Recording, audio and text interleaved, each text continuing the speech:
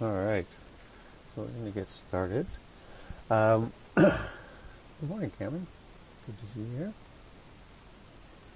I just wanted to talk quickly about the email letter you should have received from me. I think it was Tuesday or Wednesday. Just kind of letting you know where we're at with regards to the work to rule and the grading and recording classes and stuff. So what I've done, what I'm going to do is I'm actually going to be, I will still be grading your assignments, obviously, but the feedback might be a little bit less than normal.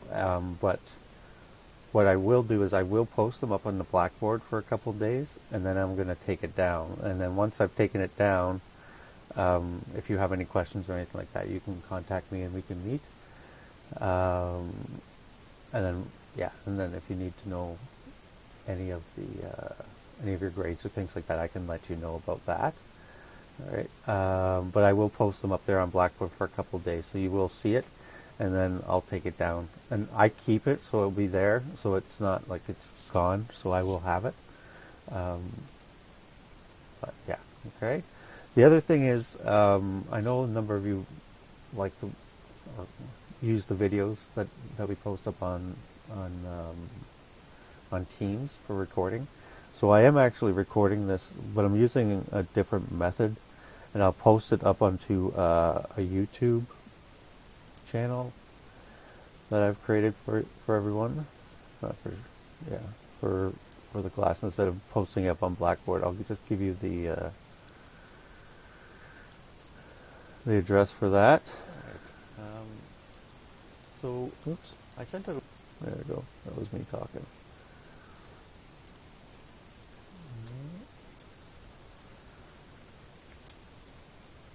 That's there. You can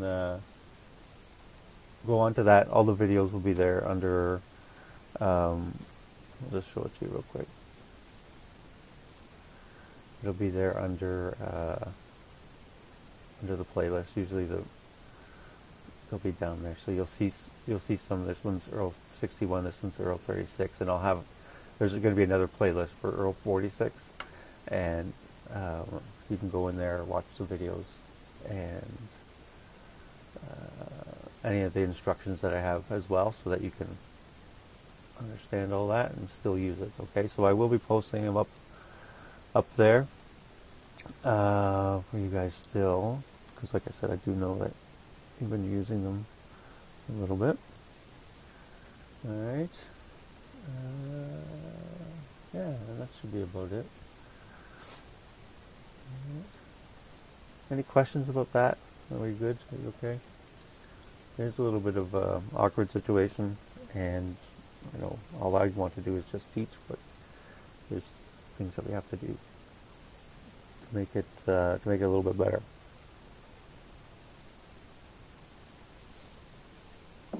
Everybody's okay?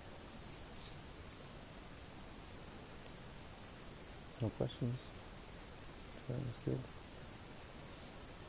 All right. Well, if everybody's good and not asleep, we'll be good to go. So I have had a couple people email me about grades already, but I haven't actually.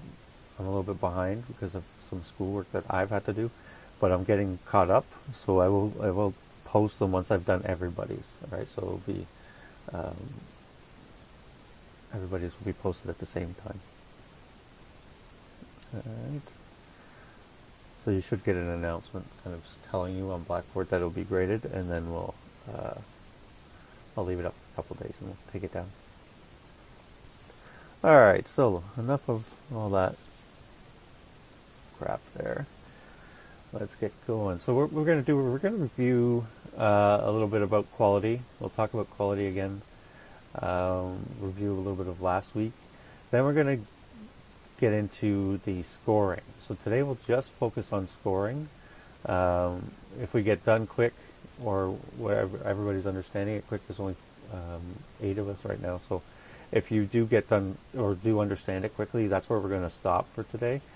I find if we go forward and go a little bit too quickly, it gets a little bit convoluted, and plus we have the break next week in between the training, so we do want to keep you fresh and understanding it.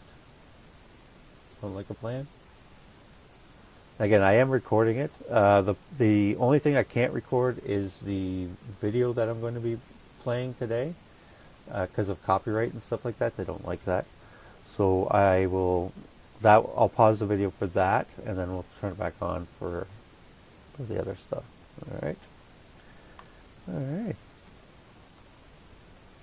So we did talk about this last week, a little bit about the common discourses, or how certain people look at early childhood education and care. How they look at it, and they almost look at it 2 or 3 different ways in a sense right now, and that's what's confusing everybody about how to grade using pedagogical documentation, so that those two don't actually mix together. So the constructivist approach and the social constructivist approaches that are being presented by the How Does Learning Happen don't connect to the grading systems and things like that that are in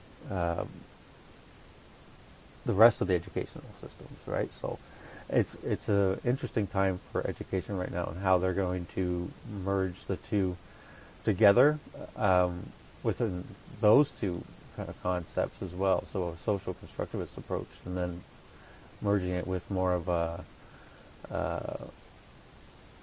behavioral summative approach, right? So it's quite interesting right now how they're working that out, or they're just throwing it out there for everyone. But the other parts were around education and care too, and this is still prominent. And what we see a lot of times is people will talk about the social economic benefits. So return on investment's a big one.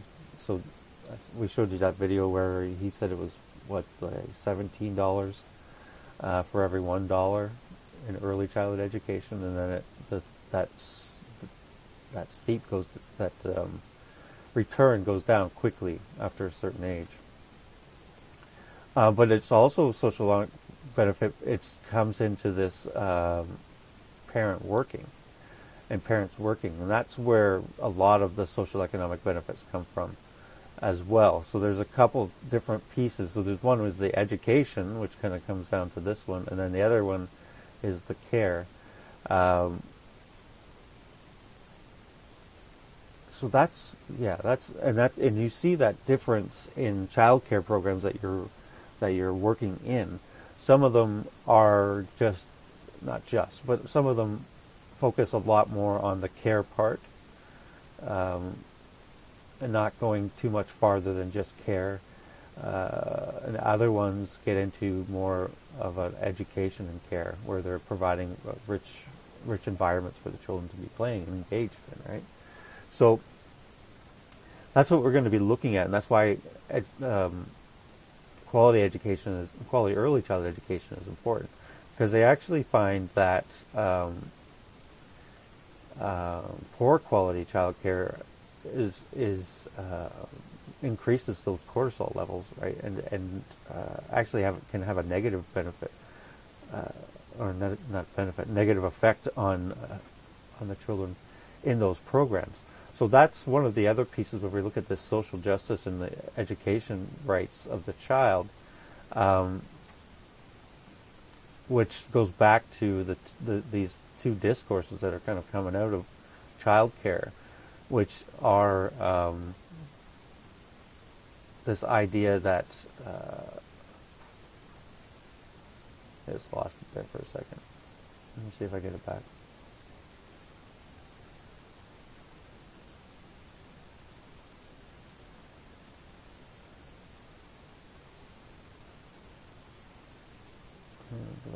Do I got it?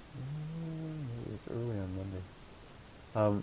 So they have these two kind of discourses right now with regards to care. So one focuses a lot more on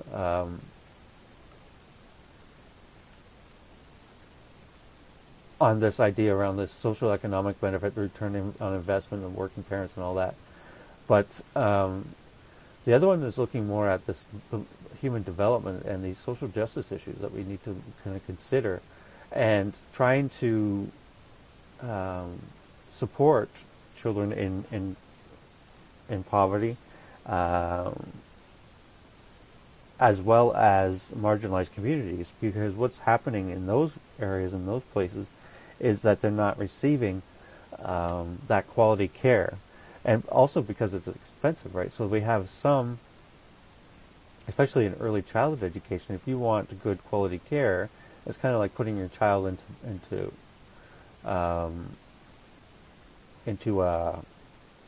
a private school, right?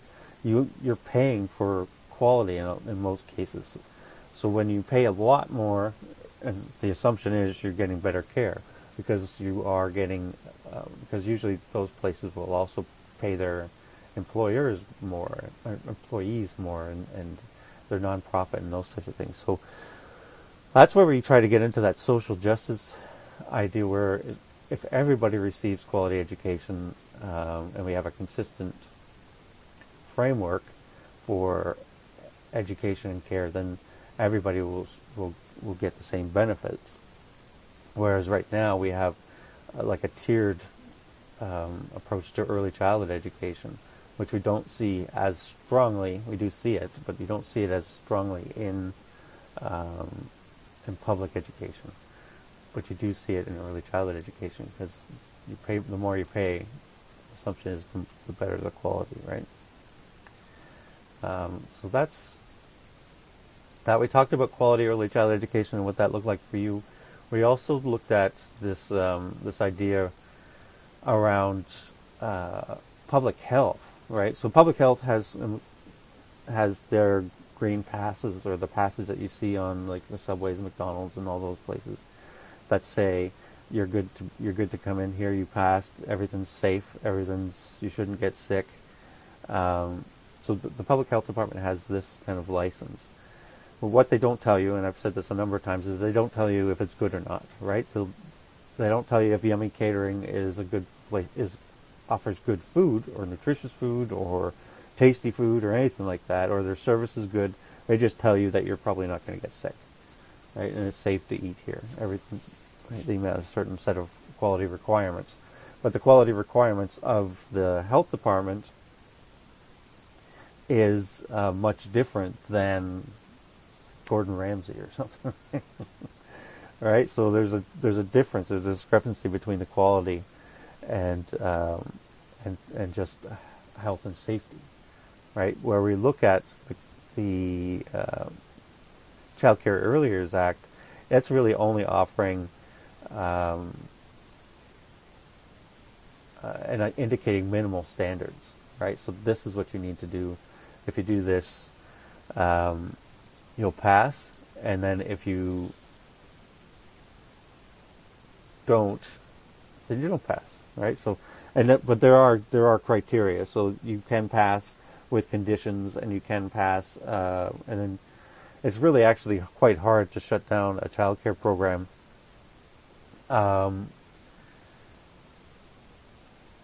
Because of their license. I know there was one place in Hamilton that was a nasty place. I wouldn't put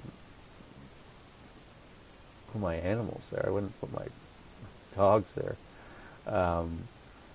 It wasn't very clean. It was it was very much just safety and care, but it wasn't even that. It was like the backyard was really small, their playground was really small, the kids were, it wasn't a good place.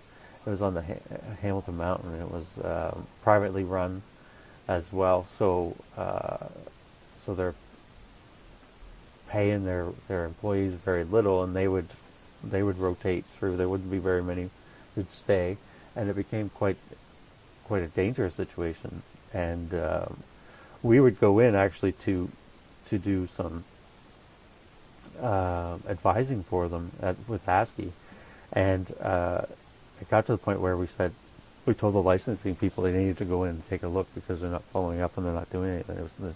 It's a nasty place, and So they went in and they took a look at it. They told them they need to do stuff. They didn't do it, so they came back and said, "You need to do this stuff, or you're going to get shut down." They still didn't do it, and we were telling people not to go in there. It's not good, and parents would still bring them in, but and it's more because they don't have a choice sometimes, right? You don't have a choice, and you just it's inexpensive for you. You have to go to work. Who else are you going to get to do that? You can't find any other childcare programs or near you, and this is what you have, so you have to do it, right? So it is. It's important that we look at the quality, but it's also important that we try to get a structured system across the board, so that everybody is able to engage in the same quality of education, especially with regards to early childhood education, because if it's not good, it's not supportive of the child's development, right? So that's where this three-tiered approach comes in, where everybody should have this basic health and child care system where it works for them, right? And it's like the public schools, right? So that's where we want to have that. So that's what we're looking at. We're also looking at this extra support. Extra support is more around the children who need those extra supports. So they have parents or children with special needs would come, and you would be working with them. They would also have another layer of support. So a resource consultant would come in and help design a program for the individual child to within the program itself. So it's an integration of supports. And then on the top, we talked about targeted interventions where there's more supports, much more supports for the child, but within the child care program as well, and that can help with behavior and learning disabilities. Okay. So the overall elements of quality that have been identified include things like health and safety and good hygiene, right? So that's what we get from the Child Care Early Years Act. We also get a good nutrition. That's in the Child Care Early Years Act. Well-maintained environment. A little bit, but not really. Adequate number of staff and who are sensitive and responsive. We just get this part, the adequate number of staff. All right. Opportunities for active play, that's out there. Opportunities for quiet play and rest, that's in the Child Care Early Years Act. Opportunities for develop, that's in the Child Care Early Years Act. This is not practices to support positive interaction with, that's not facilitator emotional growth, that's not participants of support for communication with parents. There's a guideline that suggests that, so that's a little bit there, and respect for diversity, inclusion of children with special needs. That's not necessarily. What happens with the inclusion for children with special needs is that what you get, and we'll get into that in just a moment. But what you get if you get into, let me start again. If you have a licensed childcare program, and you're an owner-operator or a board of directors or whatever of a non-profit program, you get licensed, right? So the ministry licenses you. So that's the provincial government, right? The provincial government licenses you. When they license you, you're good to go, right? So you're able to run your business. Now, if you want to have spaces available for families who require subsidy, as well as children who have special needs and who will be going through the ministry, not the ministry, the region or the municipalities, right? So they would go in and say, okay, as a parent, if you have a child with special needs, and they qualify,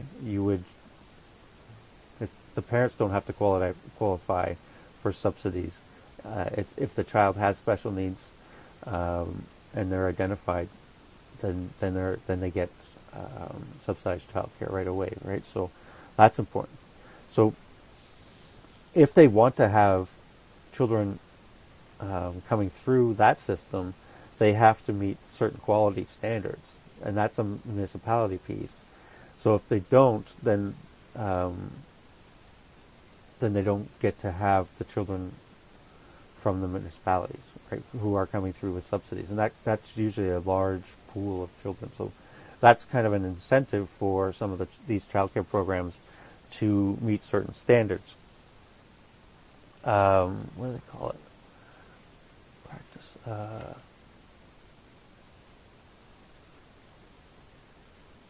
Service. So they have a service agreement. I think that's what they call it. Whoops, let's go back to that. Sorry. All right. Yeah, so hopefully we do end up getting more and more operated childcare spaces that are fully subsidized, like the $10 a day childcare that Mr. Doug Ford seems to not want to get for now. I'm not sure. He might wait until closer to the election and say, look how good of a job I did. But I'm going to show you the Toronto's operating budget. I don't think I showed it to you last week. Did I show it to you last week? I don't think I did.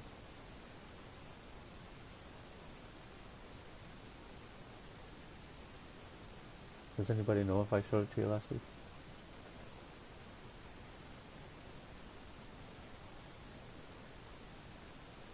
No one's talking to me today. Are you all mad at me? Can't remember. Thank you, sir.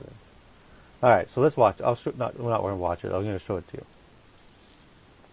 So Toronto has when I worked in Toronto, they have their own, because it's Toronto, they have their own, and it's not actually, and because it's a big city, there's more people in Toronto than there are kind of in all certain regions of the province, right? So, but what this shows you is that they have, so they have a lot of people in Toronto, and so they actually have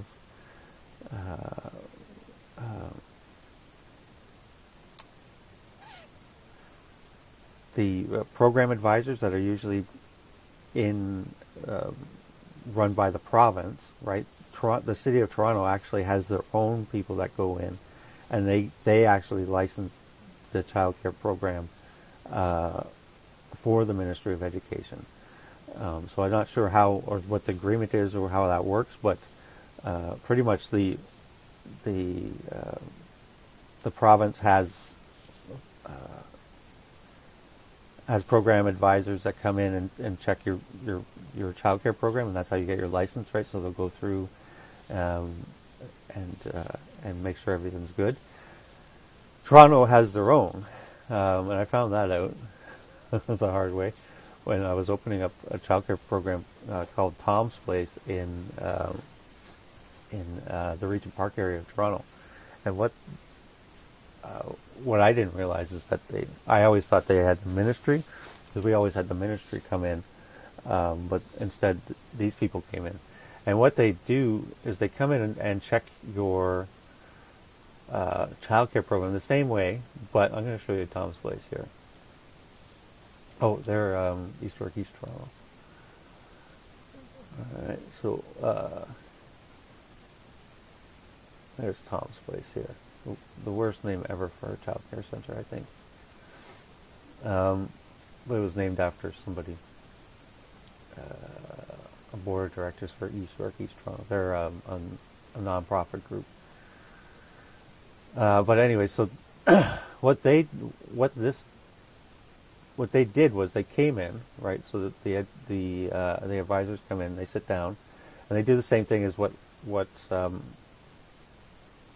I used to do with regards to the ECERS. So they sit down and go through it and give the program a quality rating, right? So these are out of 5. The ECERS are actually out of 7, and they'll get. I'll show you how to get an overall score as well for the ECERS. So they go into this and they'll check to see where they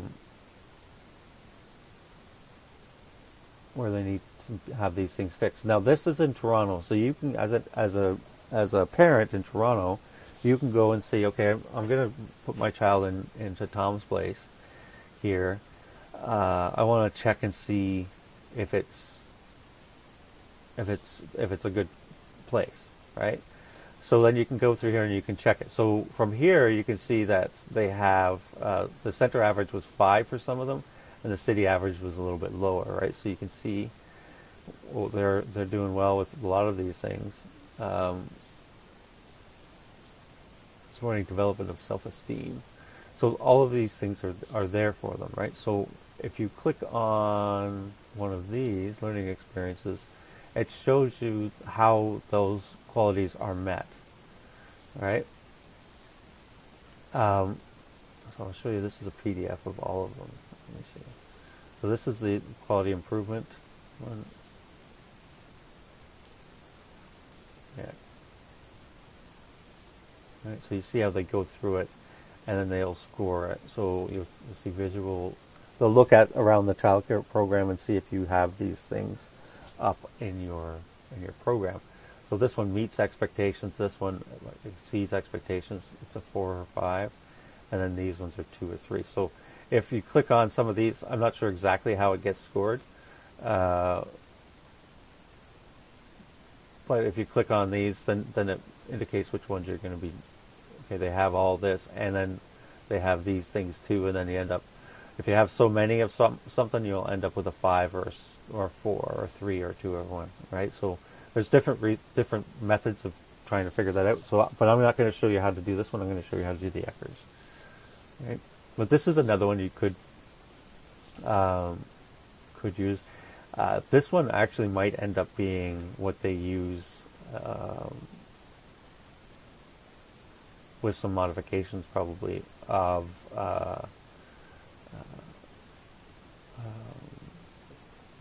For all childcare programs in Ontario, or it might be something that they end up using for all childcare programs across Canada. But I'm not sure if they will, because the ECERS is actually one that is used around all across Canada and the world. So I'm not sure if they'll end up doing something like this. But I'm seeing something like this coming to Ontario as a whole. They've been doing this for quite a while. 2018, I think they even have more, but and they do it every year. So so they've been doing it for a while now, right? 22. Now because of COVID, they haven't done it since 2019. They actually have an online kind of way of doing these things. Yeah. But it's interesting. These are interesting because it does show you the capacity, whether there's vacancies or not. So there's lots of vacancies in this one. Infant, toddler, preschool, and the capacity. So this is a big school. They have over 108 children in their early years programs and 30 in their before and after school. So that's a lot. It gives you a little bit of information. Oh, language is spoken. Look at that. Cantonese, Dari, Mandarin, Spanish, Filipino, Tamil. What's Tamil? Does anybody know what that is? Oh, where it originates? Tamil and Dari. I've never heard of those languages. Anybody else? Hmm. But it's interesting that they have that there as well. When we were in, like I was telling you, I think I told you before, when we were in Toronto, East Toronto, they would have oh,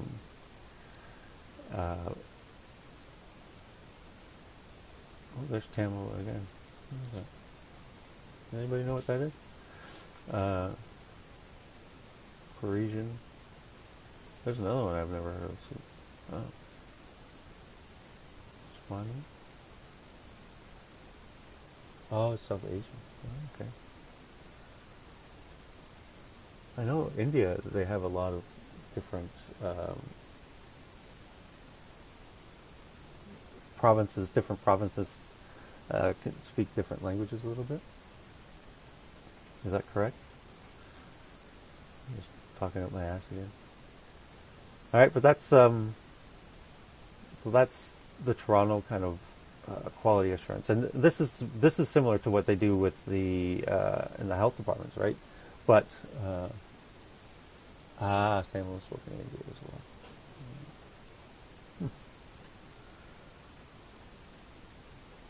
Swahili, that's how you say that. Swahili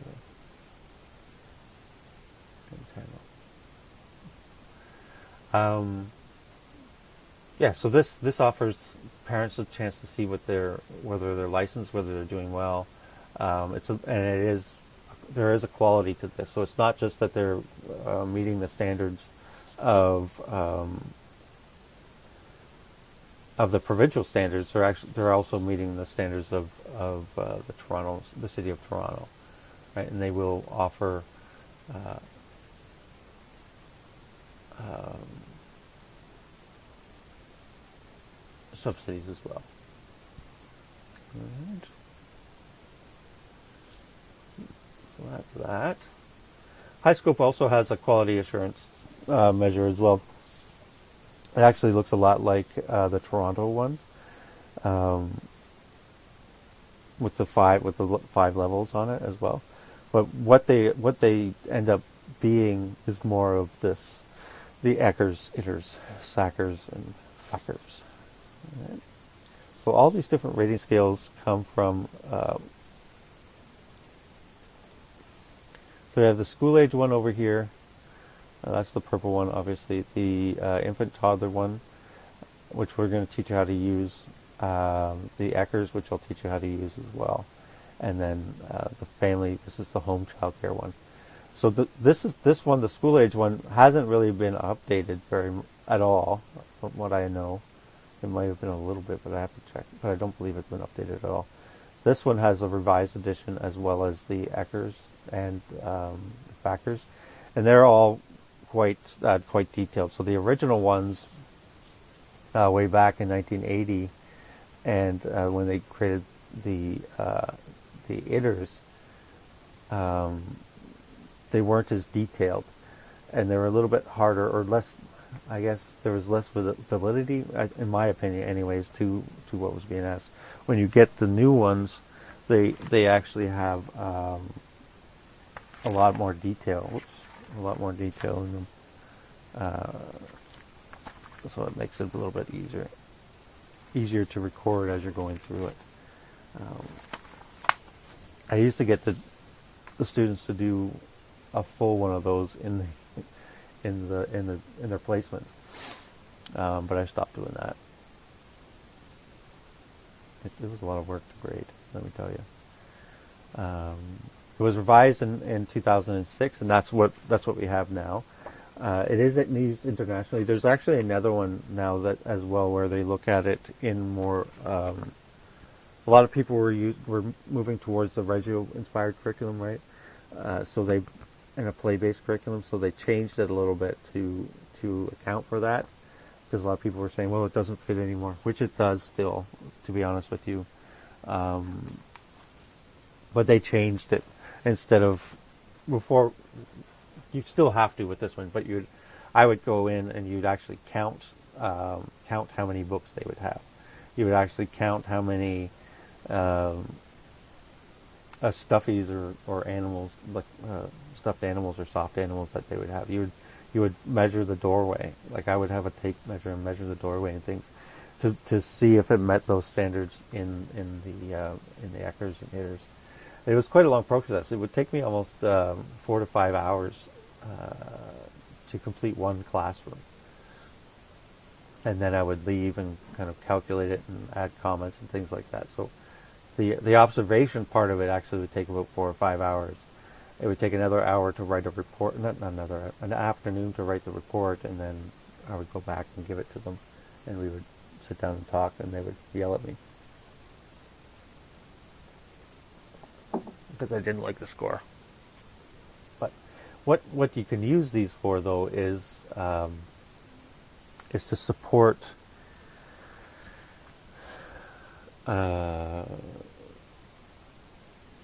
your arguments as a classroom or as a program to get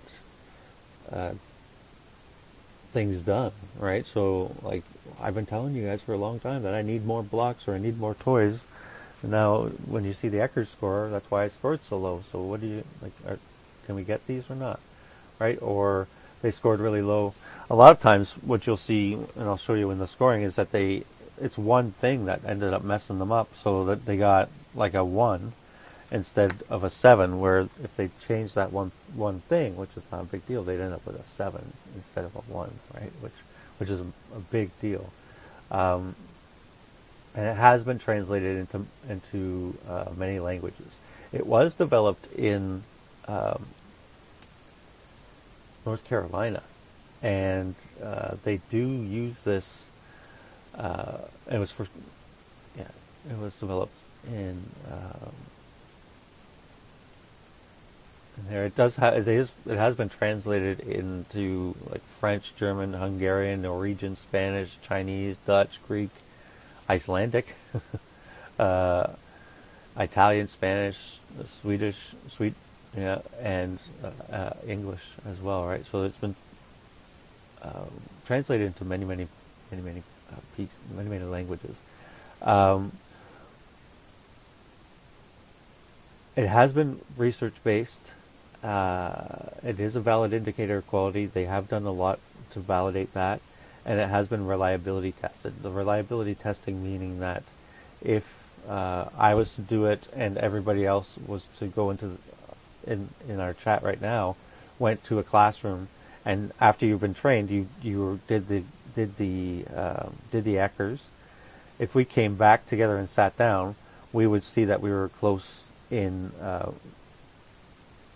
We would be very close in score at the end of the day, and to the point of plus or minus 1 point, which is a big deal because it is reliability tested. So if you're testing and I'm testing, we're both seeing the same things for the most part. And we would do this actually as well as part of our training, because we would train at ASCII. We had a number of people who had been highly trained in the ECERS and the EARS. I know Liz at ASCII, she actually, I believe she's the highest trained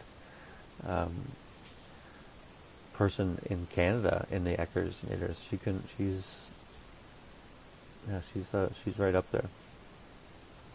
There's a number of different courses you can take as well for the ECERS and EARS to become a trainer, to become a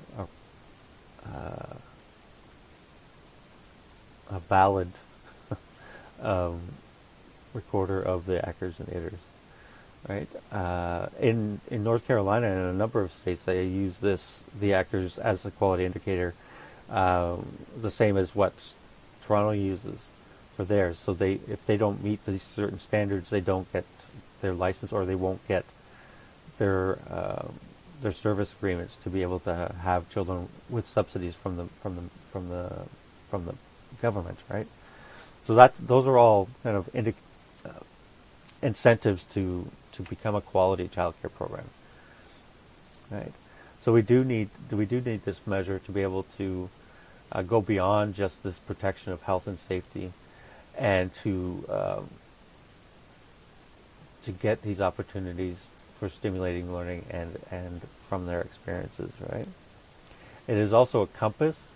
It gives us an idea of where to go next with our programs. So you could do this once a year in your program, in your classroom.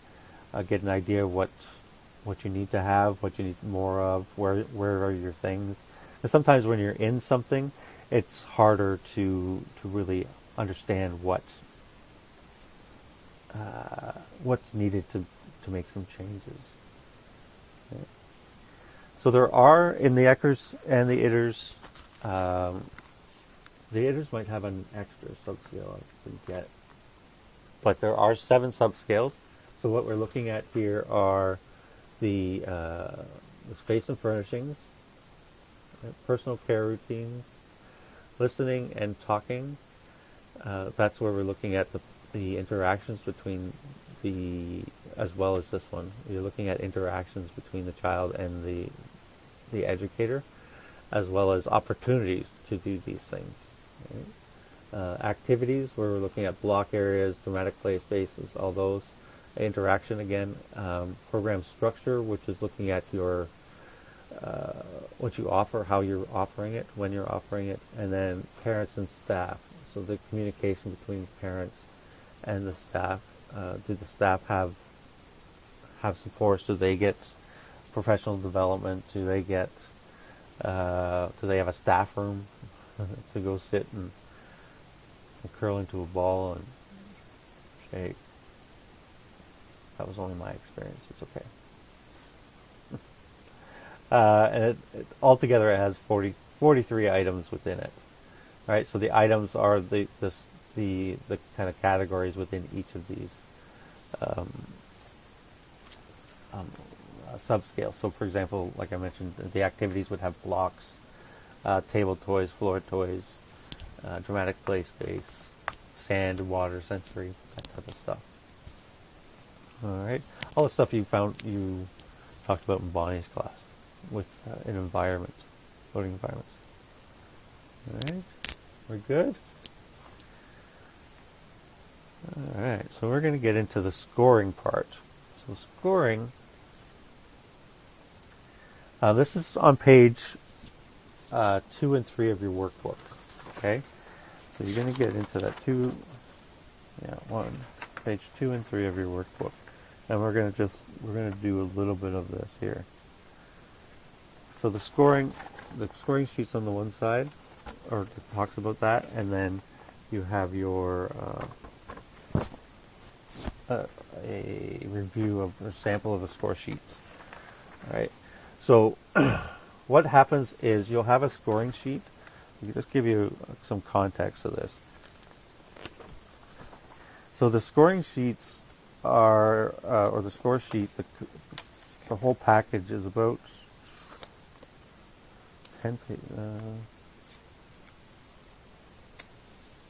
14 pages. All right, so that's 14 pages or so, and it has the different scoring sheets in it. All right, so the scoring sheet is that piece in the bottom that says room arrangement. That's where you score it. Right. In the rest of the book, it gives you the 1 to 7 scale, almost very similar to that one I showed you from Toronto. Toronto kind of stole this idea, and not stole it, but used this idea. It's a common scale, like art scale, I guess it is. So you go from 1 to 7, 1 being bad, 7 being awesome sauce. All right. What book still hasn't come? All right. Abigail, I would ask someone if you could if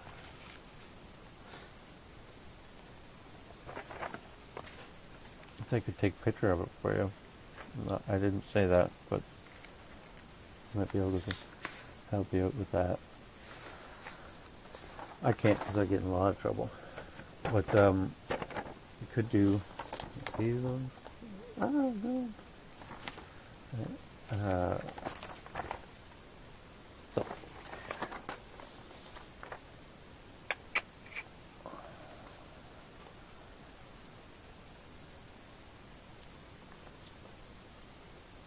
see what we can do. Okay, Abigail. All right, but do follow along with this because it is it is uh, it is important to kind of to get an understanding of how to do it, even if you don't have it right now. Okay, I just can't. And it's not about anything about the work to rule or anything. It's the copyright laws and stuff. I can't copy it for you. I can't.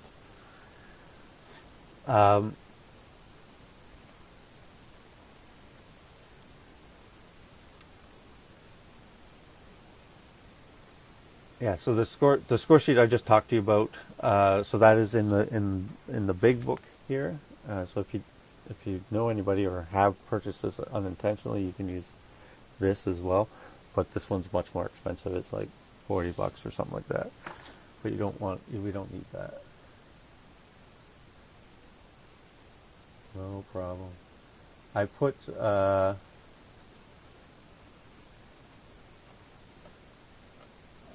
and I put a link to a YouTube channel that I have up at the top there to go through the video if you want. If you want to catch up on what we've done, I'll post that up later this morning. Yeah, I can't. That's disappointing. And you don't want to buy it again. Yes, I know.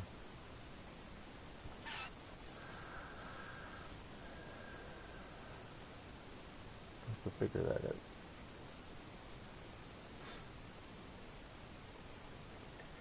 out. The score sheet, yeah, so the score sheet's there. We'll talk about that in a second. I do have some example score sheets, I think, on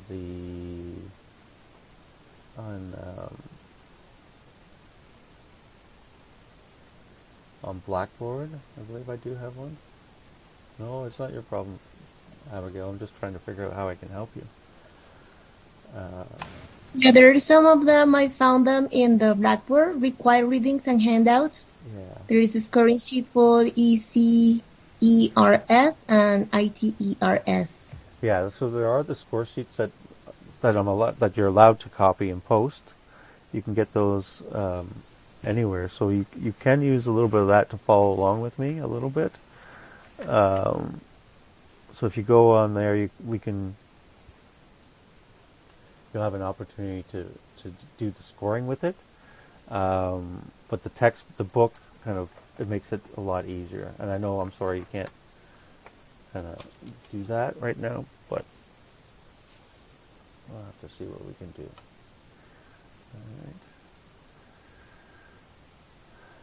All right, so what we do with this is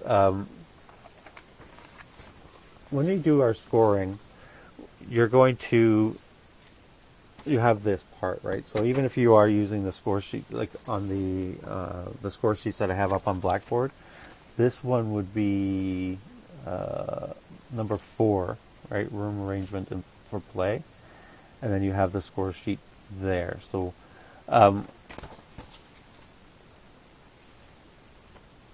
yeah, so we should be able to do some of this scoring with you. And I also, the parts that I have next coming up to help understand the scoring, we'll do a couple of activities so that everybody kind of gets that. That doesn't need the book so much, but we will be kind of following up with it later. I don't know, Abigail, if they have, I don't know if you're able to cancel your order and see if they have it in stock in the bookstore at all. I don't know what you can do, but we will be using it more next week. Or, like I said, I can't copy it. But if you guys can find someone who will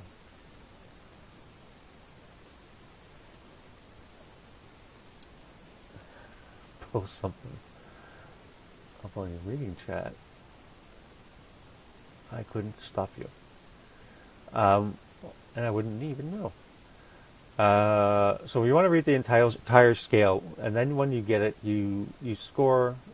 The score is based on what you see, and it is what you see right now. So it is what it is, And a lot of times that would be one of the frustrations with some of the programs that I would be doing this with, is that they would say, well, I have that. And I said, yeah, but it wasn't there when I did the observation, right? So I don't know if you have that or not. It's not available, right? Or we do that every day. You just didn't see it today. Well, that's not what, I didn't see it. It's because it wasn't there. If you do it yesterday or tomorrow, I don't know.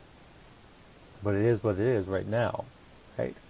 So that's one of the things we want to consider too. It's not about, yeah, I have this, yeah, they have that, and you just check it off. It is what it is right now. Now you can ask questions. There are certain parts where it'll prompt you to ask a question to see if they do certain things at certain times, because you might not be able to see it. Like I would start my observation probably around 8 o'clock in the morning when I would come into the childcare program. I would watch greetings and things like that, and I would watch all the way until they went for nap time. Right, once they went for nap time, that was when I left. But I saw them put out the beds. I would measure the distance between the beds. I would look at how they went to bed, what they did, and then about maybe 15-20 minutes into nap time would be when I left. So around 1 o'clock. So from 8 to 1, I would be there doing the observations, and it was tiring.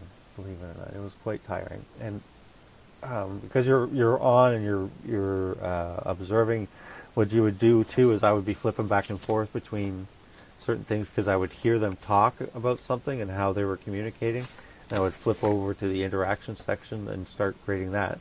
And then when they stopped, or once I got the score down, then I would go back to what I was doing, which might have been counting books or looking at the blocks or that type of thing. So it was quite training for me, anyways, because you're constantly kind of on, if that makes some sense.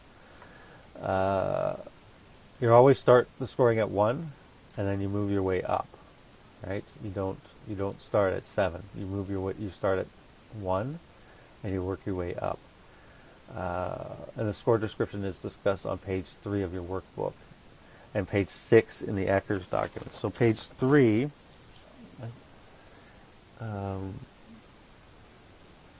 Actually, what we're going to do next is we'll let me get you to watch this video. We'll watch this video. I have to pause to watch this, and we'll watch this video, and then the video looks at and talks about page 3 of this textbook, and then we'll get into the scoring and what the ECERS is. It gives you like a 5-minute kind of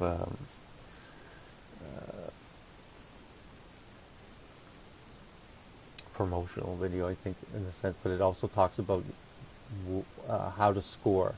Now, this is the important part of this. If you don't know how to score, obviously I'm not going to do very well on scoring the ECERS.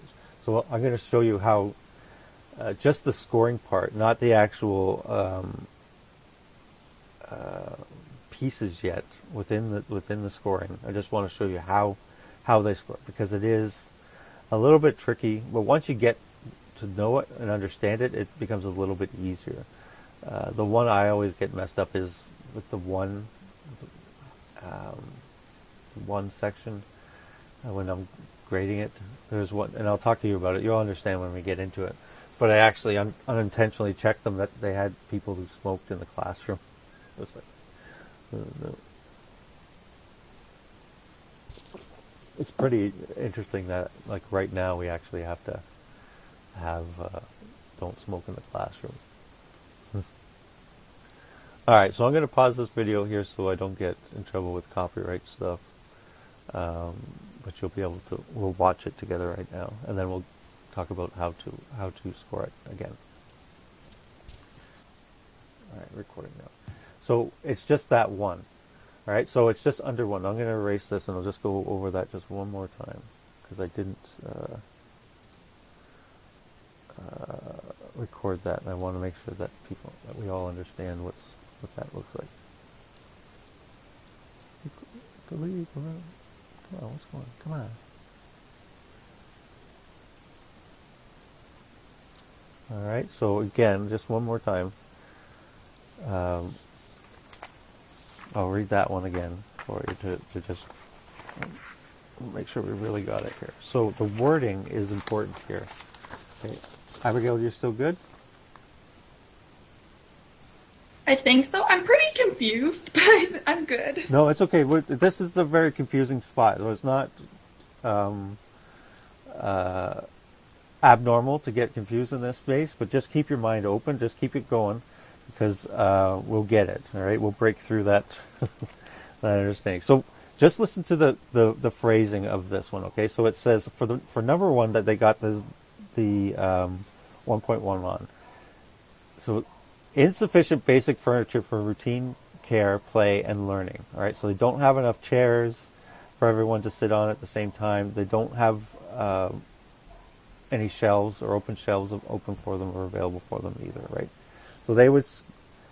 So if I said yes, they have insufficient basic furniture, I score it 1.1, right? So I score it a yes. So how I used to explain this is that in under number one, and only under number one, yeses are bad and nos are good. A very, very basic kind of understanding of that. But it's not that it's bad or good, but in a sense it's negative or positive, right? Bad or good. So that's what we're looking at with this. So on yeses in number one are bad. In every other one, though, they're good. So we'll get into that in just a second. But so in this case, if anything is scored a 1, it's automatically a 1. So this one's good, right? This one's bad. So as soon as they score a 1.1, they automatically get a 1. It doesn't matter if all these other ones are yeses, right? Which are good. If everything else is a yes, because yeses are good as we move forward. After 1, yeses are good, and nos are bad. Okay? Good and bad. Good and bad. All right? But that's where a lot of the confusion comes from as well, is this number one. And like I said, I when I did the ECERS in one of the schools, I actually unintentionally said this. Yes, you did get a. I told them that they smoked in the classroom. At least that's how I scored it. All right, so for this one, this is a score of 3. Okay, so, and can someone tell me why it's a score of 3 before I move forward?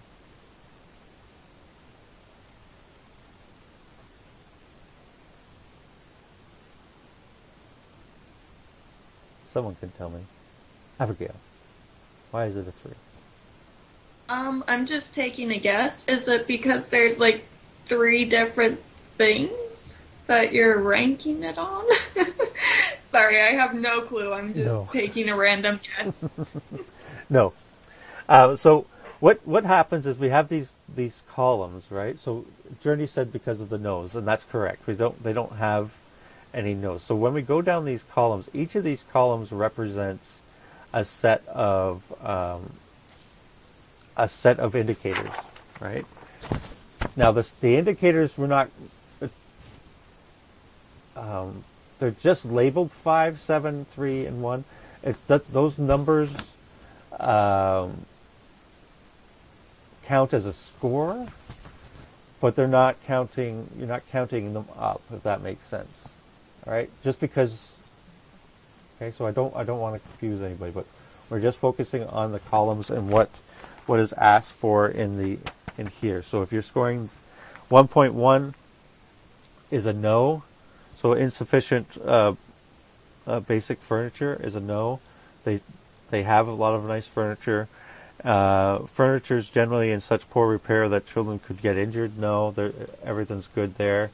So you click on that, you kind of X that out. And then you move on to 3.1 and you say, okay, when looking at it, sufficient play furniture for routine care, play, and learning. Yep, they have enough there. So then you click on that. Yes. Most furniture is sturdy and in good repair. Yep. It's sturdy. It's in good repair. It's not. There's nothing wrong with it. And then 3.3, they scored it an NA. Now, this is an issue when we're doing the scoring sheets, and more when you're doing them out in the field. Is if you don't see something, you just write an NA on it, and that's not what it means. If you don't see it, then you give it a no. The only time you give it a not applicable is if the rating scale says you're allowed to. Right? If you're not allowed to, you're not allowed to do it. Right? So like in 7, they don't have an NA. So if they don't have the NA column, you can't give it an NA. And there's only certain ones that you're allowed to provide that are not applicable. So in this case, I'll read this one to you and understand why it's not applicable. So children with disabilities have adaptive furniture they need. So if you don't have any children who need adaptive furniture, then it's a not applicable, right? If you do have someone who needs special equipment, that's when you're going to answer it. All right? Does that make some sense now? But everything else, you're giving it a yes or no. And if you don't see it, then it's a no. If you see it, then it's a yes. But we don't give those ones NAs. All right? Make sense? All right. So before you look at the bottom, because I do have the scores on the bottom, I want you to try and figure out what this next one would be scored as. What's this one? Don't look at the bottom. Try not to look at the bottom. Tell me what it is.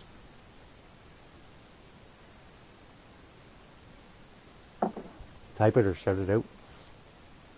Do you know what it is? Without looking.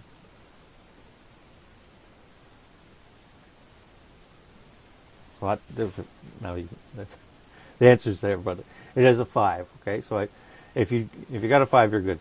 So why it's a 5? Because all of number 1s are no. Right? Remember, if you get any yeses, it's automatically a 1. So all of number 1s are no's. No's are good in this case. All of 3 are good. We don't count this one. We don't count this one. It doesn't count. It's just we don't score that one because it's an NA. So all of 2s are good. All of both 3s are good. Then we move into 5, which are good. So we read that one. It says, okay, we're looking at it and we're reading it. And we go, okay, most furniture is child size because they have the child size chairs instead of adult size chairs. So most of it's good. And then it does have a star, so you look for the notes in the back to see what that says, and it tells you how many you need to have. All right, so it talks about the sizes. So if 75% of the children are able to use child-sized furniture, then you give it a yes. Okay, so that's what most means. And then all furniture is sturdy and in good repair. Right, so number 3 was most. Number 5 is all. Okay. So at number 3, the paint might be chipped and that type of stuff.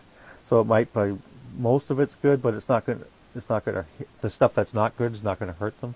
So that's where you'd give it a 3. But in this one, you're giving it all furniture is sturdy and good repair. You give it a 5. You give it a 5.2. And then the next one is adaptive furniture permits inclusion of children with disabilities with peers. Right? We don't have children who need adaptive furniture, so that's where we give it an NA. So NAs are, we just cancel that one out, right?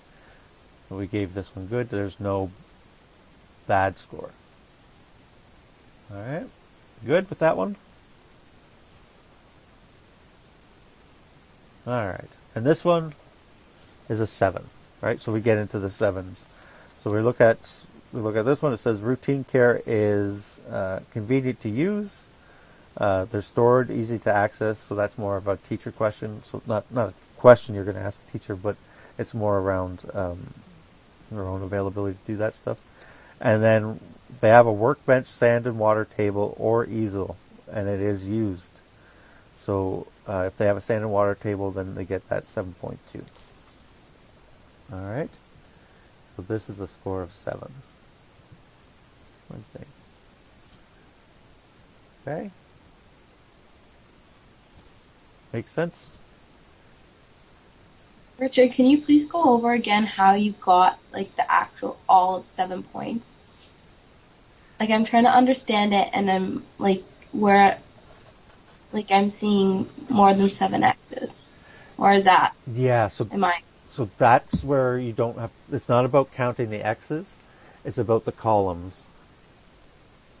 Okay, so we're not counting how many they have. So like in this case, yeah, so you just don't count how the x's, you're working on the columns. All right, so this is like a scale from 1 to 10, right? You're not adding them up. It's like on a scale of 1 to 10, how awake are you right now, right? You give it a 7 or an 8 or 2, whatever it is, but it's not. You're not counting. You're not counting, adding them up, right? It's just that's what you're looking at. Does that make some sense? So this is a scale like that. It's more of a scale of 1 to 10. In this case, 1 to 7. But you're not actually counting the x's. It's just there's certain indicators under each of the scores. Does that make sense? Abigail just said she can't hear me. Can you? Or was that from before? No, that's just a minute ago. Can anybody else hear me? I heard you and I got the explanation. Okay. Thank you. All right. So now I'm going to confuse you some more. The camera can hear me, Journey. I'm not sure what's going on, Abigail. Dog is whining. He's getting older. He's whining more, just like his owner, I think. The older I get, the more I whine. All right. So now to confuse you a little bit more, we're going to get into the 2s, 4s, and 6s. All right. So in this case, this is a 2. This is a score of a 2. Okay. Now, why is it a 2? All right, so let's take a look. So remember that the no's are bad in number 1. The yeses are bad in number 1, and the no's are good. Right? And then the y's are good in this case, or the yeses are good, and the no's are bad. NAs, they just don't count. Right? Good, bad, and the cuddly, the ugly there, and then good and bad. All right? So if you remember kind of this idea, it's helpful, I think. So all of 1s are good, right? That we have no's. We have all of 1 are no. When we get into 3s, we look at oh, sorry, Abigail, I'm not sure.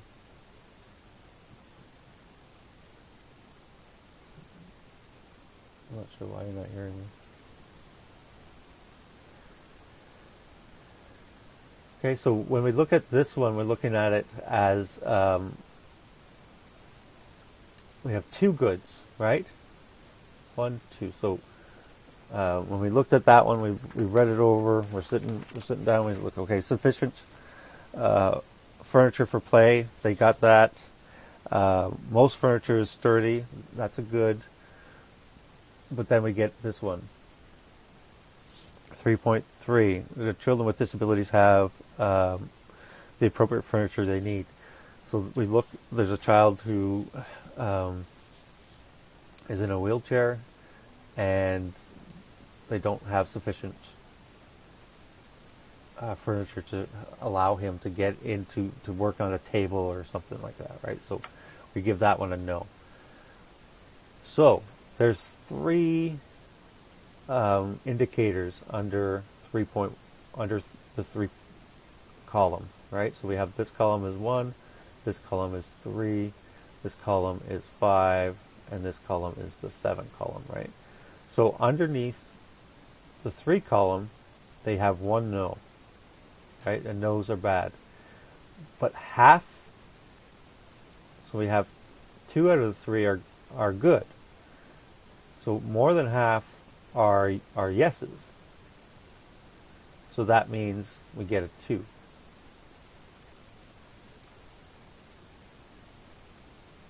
Okay, I'm glad you can hear it. All right, does that make sense? All right, so more than half are 2. Okay. Now, just to kind of confuse you a little bit more,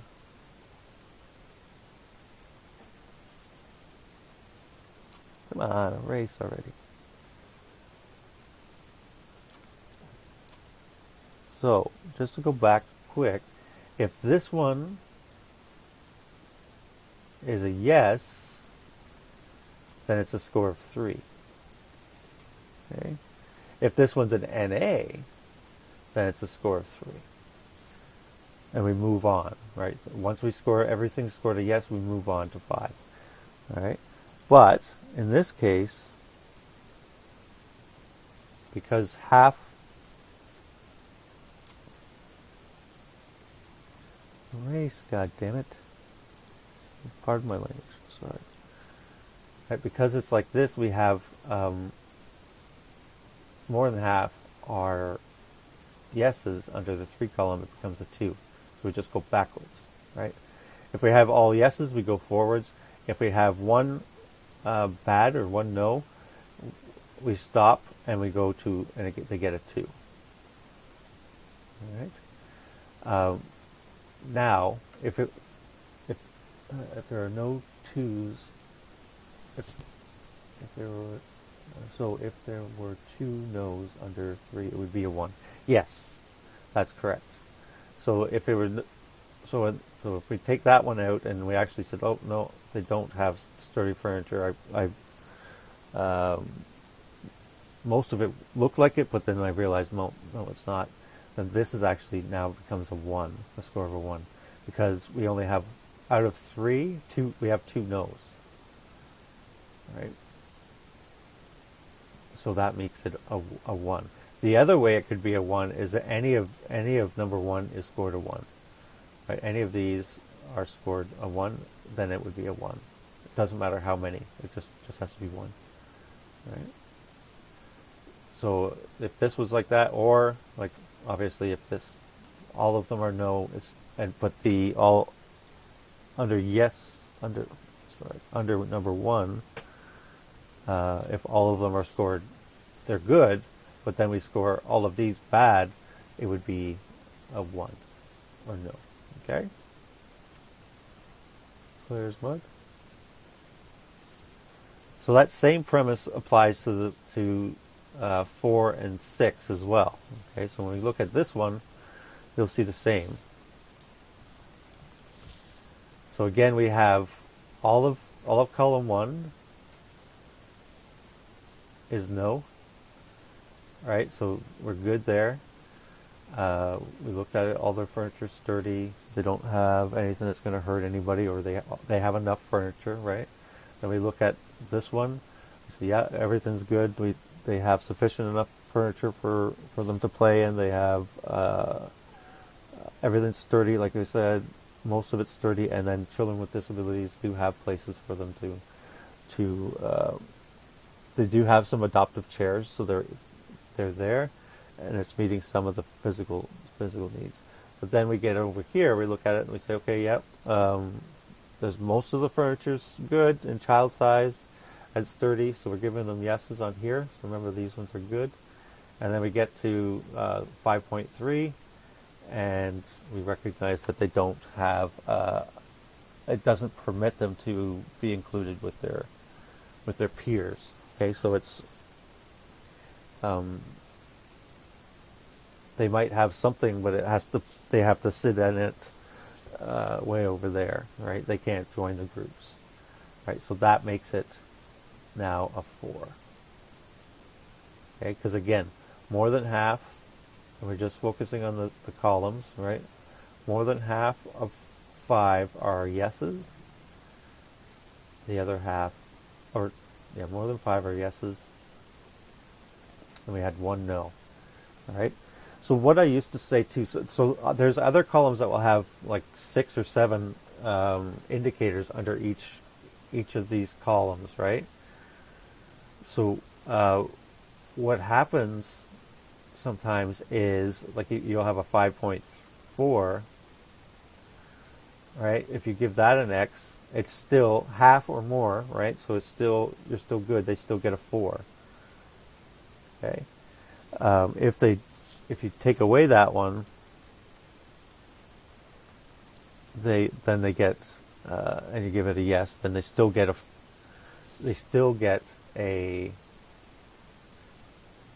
4. Okay. Does that make sense? I'm just going to look at this. I'll look at yours in just a second, Journey. All right, so that makes sense. It doesn't. Once you get a no in any of these columns, it can no longer be the score, the number within that column. All right, so that's a kind of general rule you can make too. As soon as you get a no, it can no longer be a 5. All right, even though you're scoring under 5, as soon as you get a bad or a no, it can't be. You can't score to 5 anymore. It can only be a 4 or a 3. And how that's going to be determined is by how many yeses and nos you have. Okay, I'm just going to look at Journey's statement here. So to calculate the score, would it be 1 under no, 2 under yes, under the 3, and another 1 under the 5? I'm not sure. So to calculate the score, would it be 1 under? Yeah, Journey, go ahead. That didn't make sense how I wrote it. So under the 1 category, like where there's the 1.1, Yes. the no, it'd be 1 score. Yes. And then under the 3, since it's all yeses, it'd be 2, correct? Or would it be 1 again? No. So this is what we have to remember not to do: is don't worry about counting any of these, and it doesn't go this way with the individual scores. Okay. So you want to go just stay in the columns, right? Stay in the lane, as they say. Stay in your lane. So stay in the column, and then once you score, so it's if all of these are no, so these are good. Remember, no's are good and under 1, and yeses are bad, and then we have good, bad, good, bad, good, bad. So you stay within the column. So once we start with number 1s and we go through all of them. So we go through 1s and we look at it, and then we say, okay, those are good, right? We score them yes, no, and then we go on to then we go to 3. So first you have to score all of 1s. So just score the columns. And then you go over to the next one. And then you start scoring these ones. So if these ones are all good, then that makes it a 3 or more. Okay. And then you go to the next one. So remember, it's like that Likert scale, I think it's called, where you have 1 on here, 10 on this side, and you're scoring between 1 and 10. How do you feel, kind of thing? It's the same idea. You're not counting, you're not adding them up, you're just giving the score, right? So in these cases, we have indicators, though, under each. So we go from that one to, so then go back to that. We go over to 3. Oh, we scored all of yeses for 3. So that means now we move to 5. Now, if you scored a no anywhere, you won't go further. Okay, you can just stop in that column. You have to finish the column, but you don't go to 7. All right, so in this case, we're looking at it. You look at it, we scored 5.1 good, we scored 5.2 good, so those are there. Then we look at 5.3, and we recognize that they don't have furniture that allows the child to be with their peers, so we score that one a no. So as soon as we score a no, we know it can't be a 5 anymore.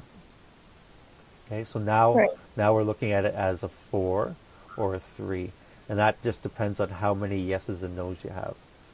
So in this case, we have more than half are are yeses, and and we only have one no, so that makes it a 4. Right.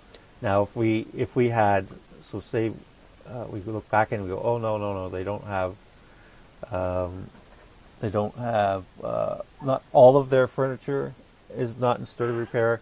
They have a rocking chair that's broken, right? But it's not going to hurt anybody, but it's just a little wobbly, so it's not sturdy. So then I give this one a no instead of a yes.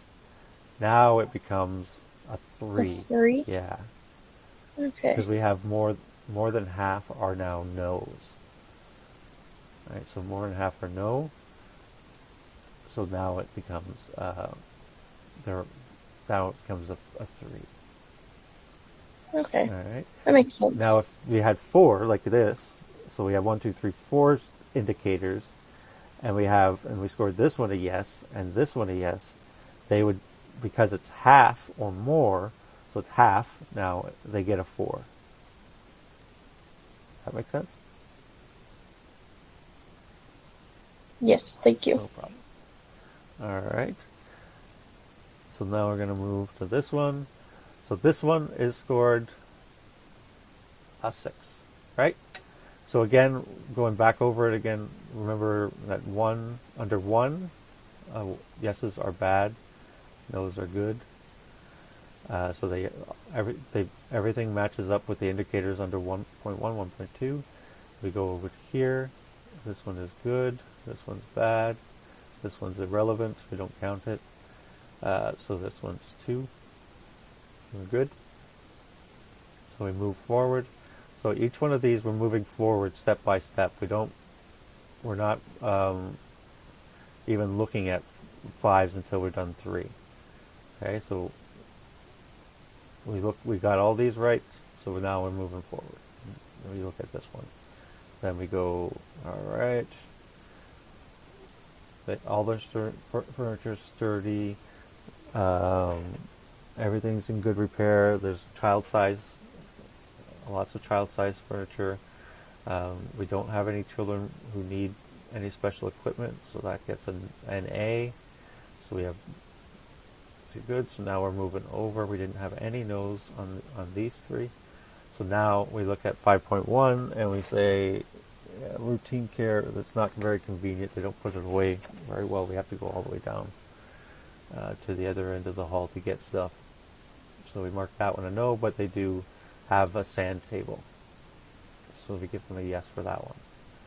Right? So as soon as we get the no, we know it cannot be a 7. We can't make it a 7. Because they have at least one no. Right? Yeah, so that makes it a 6. It cannot be a 7. As soon as you get a no, it can't be a 7. It can't be that column number. Right, so this one's 7, this one's 5, 3, 1. Right? As soon as you get a no, it can't be a 7. It can only be a 6 or a 5. Now, if they have both no's here, then that makes it a 5. Right? If we had a 7.3 and we had an X here, that's a 6. That's still a 5, I'm sorry, because more than half are no's. Alright. Clear as mud.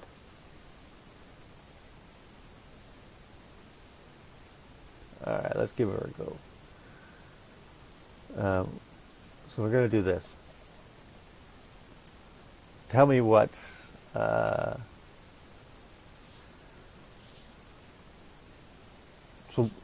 I'm not gonna tell you right away, but I want you to write it down or do something. Write it down.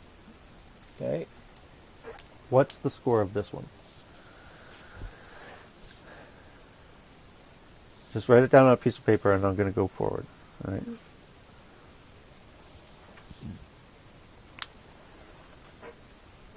All right, let's go to the next one. Write down the score for B. So just write it down on a piece of paper, and then we're going to go over it in just a second. So this is kind of like an activity we'll do. And let me know if I'm going too fast. All right, or switching through the slides too fast. All right, so this is B, so score that one. All right, now I'm going to move forward again.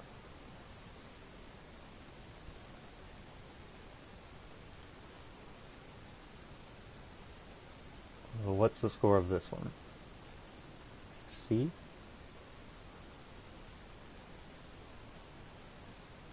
Okay, write it down. I'll move next to this one. What's this score? D. So write D. What's the score for D?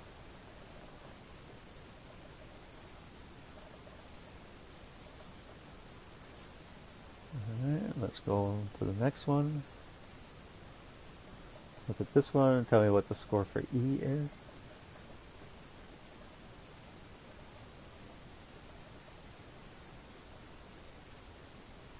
Okay. F. What's the score for F?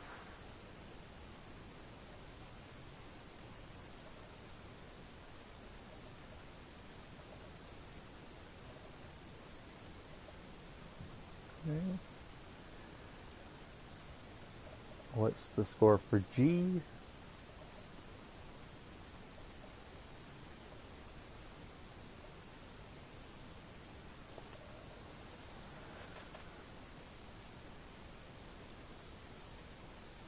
What's the score for H?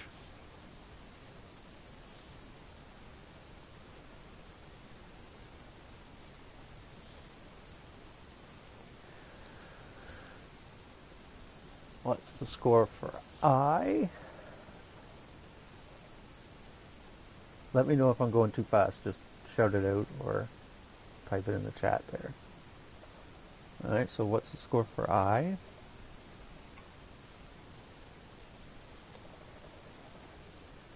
And what's the score for J? This is our last one. Alright. I'm just going to pause for just a second. I just have to do something. I'll just be 1 second. I'll be back. I'll let you calculate it for just a sec.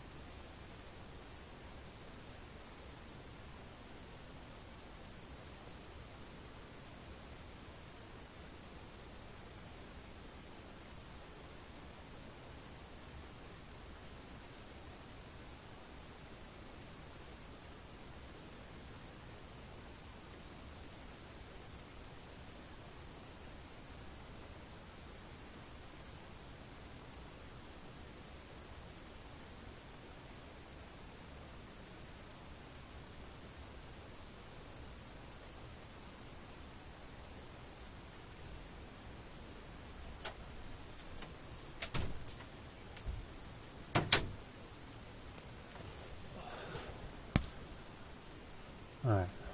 Sorry about that. Okay. So, the pleasures of working from home. So, let's go through these together. So, go back. I'm going to go back to the beginning, and not to the beginning, but to the beginning of these. And we'll start with letter A. And I'll get you to shout out what you think it is. So type it in there. What's the score? Journey says it's 2.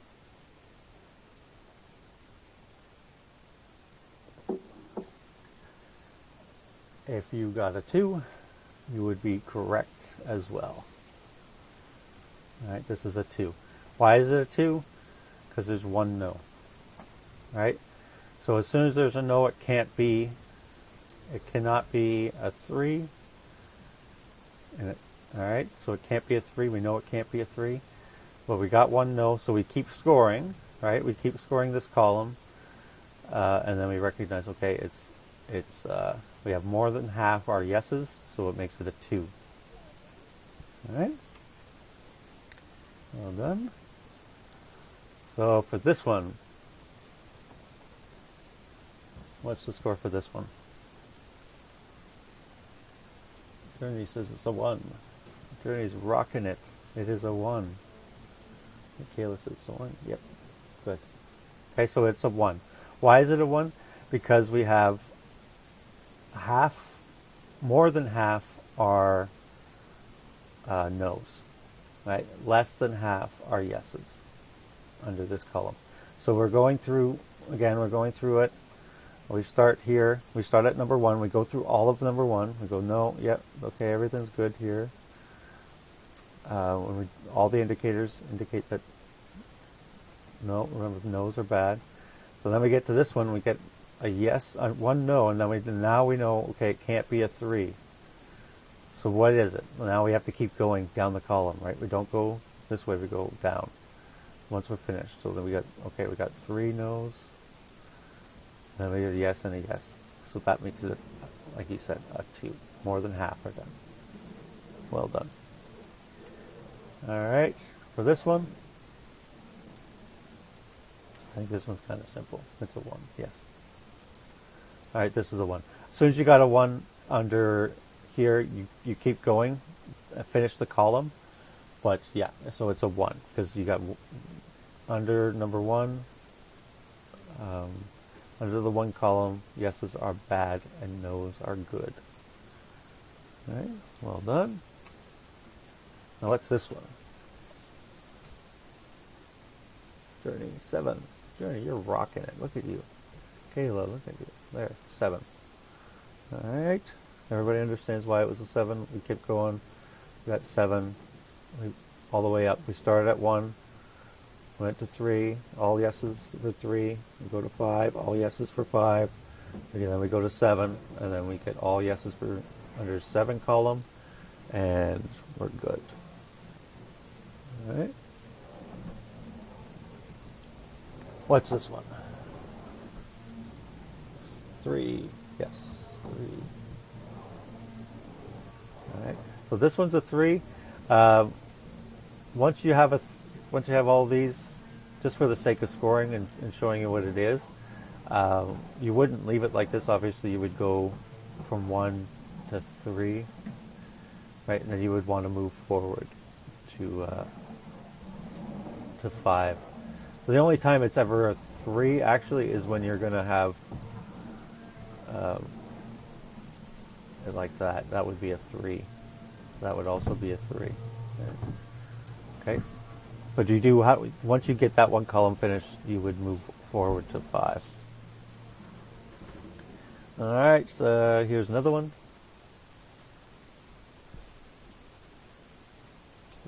Journey, you guys are rocking it. 5 is correct. All right, all of number 5 are good, and then we would also now move over to 7. Okay, and start to 7. So actually, it should look like this. All right, here's the next one. What's this one? 4. Well done. I think you got it. All right, so everybody sees that. Is everybody okay? Are you understanding why it's a 4? Kayla's got it. He's got it. Is anybody not getting it? And please don't be afraid of just saying, no, I don't get it. Sometimes it just doesn't make sense. All right, so don't feel like you don't want to say it. So 1 column, 3 column, 5 column, 7 column, right? As soon as we got a no, we know it can't be a 5 now. So it can only be a 4 or 3 because we have 1 no, at least 1 no, right? So now we're going to keep going. We count them out and we say, okay, more than half are yes. So that makes it a 4. Well done. Alright, this one is... Oh, Journey, you got that one wrong. Do you know why you got it wrong? Kayla's right.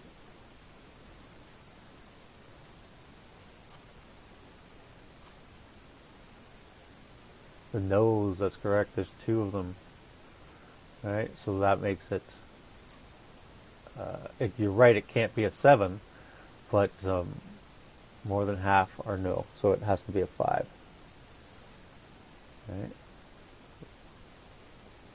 So more than half are no. It would also still be a 5 if it was like this too, right? Because still more than half are no's. Right? So it'd still be a 5. The only way is it's a 6 if we have two. Like if this was like that, that would make it a 6. All right. But you saw your mistake. You good? All right. And this one, 3, correct, 3. All right. So again, we're going through this one. We'll just do this one quick. I think we have one more after this. So we had 1. We scored them all no. So we go over to 3. We scored all those yeses. So that means it's 3 or more. So we're going to go over to 5 and find out. We get to 5. We start marking them no, no. More than half are now no. We get 1 yes here. So that makes it a 3. Because more than half are 3s. Right. As soon as we got a no, we know it can't be a 5 now. It can only be a 4 or a 3. Alright. Last one, I think. What's this one? 6. Okay. Well, that's where we're going to stop for today. That was the scoring. Now that you have it, I'm going to give you a week off so you forget it all, and we'll talk about it again in 2 weeks. But I think everybody good? Everybody okay?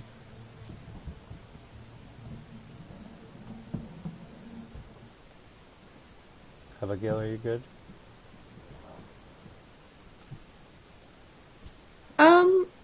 I think so. I don't know. I'm a bit confused. I think I'm gonna watch the lecture again after class and see if I can figure it out. No problem. I think it'll make more sense when I have my book, maybe. I don't know. It does, because it does give you that example, but the slides also do. So take a look at the slides again, like you said. I will post this one up on Blackboard for you, so you can have a look at that. The only piece that's not going to be there is that video. But not on Blackboard, I'm sorry. I'll post it on YouTube. And I'll give you that YouTube channel just one more time. So I will be posting these recordings up on the YouTube. And if you hit the like and subscribe button, maybe I'll become a YouTube superstar. That'll be my next ambition.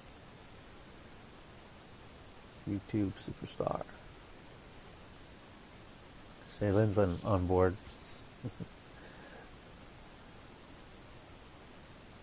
Alright, everyone. Is everyone good? Alright, so it'll take a couple minutes for this one to get posted up onto the YouTube channel, so just give me a little bit, and that'll be everything. Okay, Joanna, you're good? Kind of as the same as Abigail. As soon as we get the books, I don't know if we can cancel the shop because it hasn't arrived yet.